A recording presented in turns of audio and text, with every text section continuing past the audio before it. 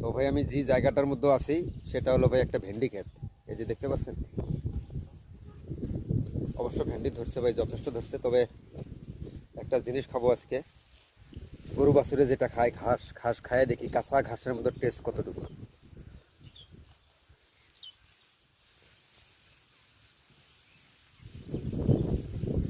এই যে ভাই দেখতে পাচ্ছেন এটা ঘাস, ভালো করে দেখেন, কোনো গাফিলতি নাই ভাই। আমি কাঁচাই খাবো, আপনারা দেখবেন ঘাস কেমনি খাই। বিসমিল্লাহ।